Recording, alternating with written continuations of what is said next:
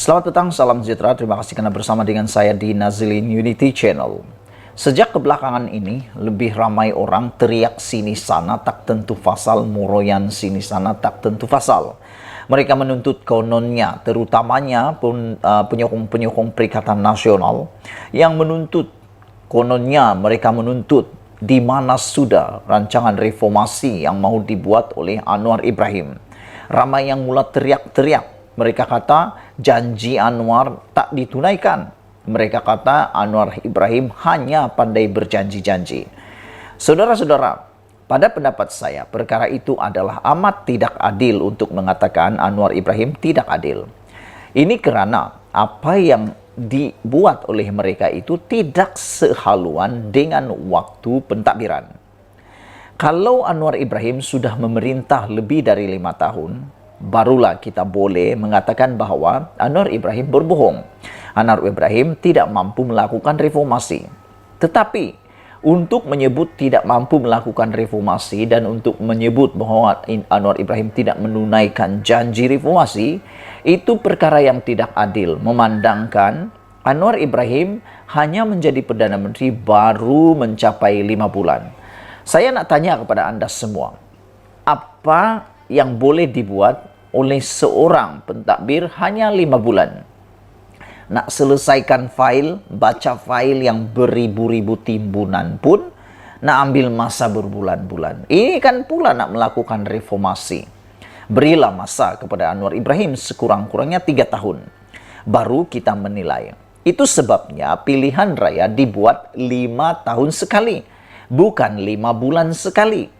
Kalau 5 bulan sekali, bolehlah kita menilai pekerjaan Datuk Seri Anwar Ibrahim baru 5 bulan ini. Tapi oleh kerana itu sebabnya pilihan raya dibuat 5 tahun sekali, supaya proses 3 tahun itu boleh dinilai oleh rakyat. Apa-apa saja pekerjaan di dunia ini, termasuk sukan, termasuk pelajaran, Anda mengambil masa 3 tahun untuk menyelesaikan sesuatu misi. Di universiti saja ambil ijazah, Anda perlu menyelesaikannya selama 3 tahun, bukan 5 bulan. Untuk atlet pula, mau melihat keberjayaan, keberhasilan atlet itu, paling kurang masa yang diambil ialah 3 tahun. Jadi untuk menilai bahwa Anwar Ibrahim tidak berjaya, Anwar Ibrahim tidak mampu membuat reformasi, itu adalah satu kesilapan yang besar. Mari kita beri dulu masa kepada Anwar Ibrahim selama 3 tahun. Selepas itu Anda nilai, kita nilai. 2 tahun lagi selepas itu dinilai melalui pilihan raya. Bukan dicakap nilai-nilai biasa. Saudara-saudara sekalian, kata Anwar Ibrahim, beri kerajaan maksa untuk laksana reformasi. Saya setuju dengan apa yang dikatakan oleh Anwar Ibrahim ini. Yaitu beri masa dahulu kepada kerajaan sekarang ini untuk melakukan reformasi mengikut masa yang tepat.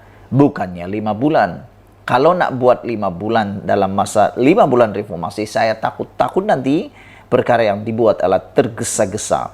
Banyak perkara yang tergesa-gesa dibuat itu, keputusan tergesa-gesa itu adalah keputusan yang salah, yang boleh menjerumuskan negara kepada kancah yang lebih teruk, membinasakan negara, mendatangkan malapetaka, bencana besar kepada negara.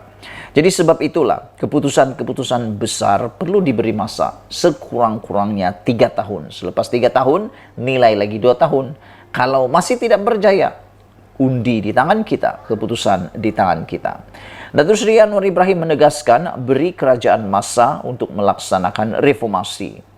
Perdana Menteri Anwar Ibrahim menggesa kumpulan hak asasi manusia Suaram supaya lebih objektif dalam mengkritik pentadbirannya berhubung pelaksanaan reformasi dan dasar di negara ini. Anwar mengulangi komitmen kerajaan untuk melindungi hak asasi manusia dan menggesa Suaram untuk memberi masa kepada kerajaan serta menantikan sidang parlimen seterusnya untuk reformasi, kata Anwar Ibrahim. Kita berurusan dengan rakyat. Kita telah melihat kesilapan dengan cubaan meratifikasi ICRAD, Convention Antarabangsa mengenai penghapusan segala bentuk diskriminasi kaum, kata Anwar kepada pemberita hari ini. Dia berkata demikian selepas menunaikan solat Jumaat di Masjid Jamiul Ehsan di Sungai Buloh, Selangor. Turut hadir adalah Menteri Besar Selangor Amiruddin Syarif, Ahli Parlimen Sungai Buloh Ramanan, dan Ketua Bahagian PKR Ampang Syed Ahmad Syed Abdurrahman Al-Had atau Ultimate. Semalam, Suaram berkata bahawa Anwar akan menjadi Perdana Menteri paling teruk jika gagal melaksanakan reformasi yang dijanjikan Pakatan Harapan selama ini. Pada 2018, Kerajaan Pakatan Harapan ketika itu menarik balik keputusan untuk meratifikasi ICRAD berikutan beberapa bantahan. Memetik ICRAD sebagai kesilapan politik, Anwar menasihatkan Suaram supaya belajar daripada pengalaman dan tidak mudah menghakimi langkah kerajaan dalam melaksanakan reformasi. Untuk membuat penghakiman secara tergesa-gesa, saya rasa tidak bijak bagi Suaram, kata Anwar Ibrahim. Saya juga sependapat dengan Datuk Seri Anwar Ibrahim, yaitu penghakiman yang secara tergesa-gesa dibuat benar-benar tidaklah bijaksana. Dan pengalaman yang lalu perlu dipelajari oleh Suaram, yaitu membuat keputusan bukan secara tergesa-gesa. Ambil masa untuk meneliti, menyiasat, dan barulah buat keputusan. Kalau keputusan dah diumum, baru nak menyesal, nak buat apa lagi? Suaram beranikah bertanggung jawab? Saya fikir apapun masalah kesilapan dasar, kesilapan keputusan, Suaram tak akan bertanggung jawab. Yang akan dipertanggungjawabkan adalah Perdana Menteri Anwar Ibrahim.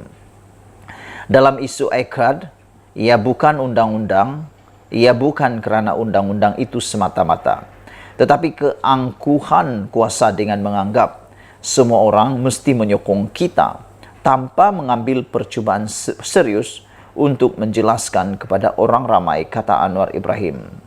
Pengerusi Pakatan Harapan itu menegaskan, kerajaan telah mengambil langkah dan melihat kepada pembaharuan institusi dan perundangan berkaitan hak asasi manusia.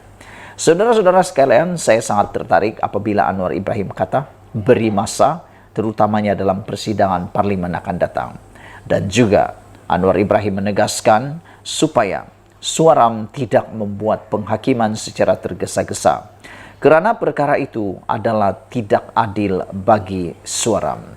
Sekian dulu untuk kali ini. Jangan lupa tekan butang subscribe, share video ini. Kita jumpa lagi. Bye-bye.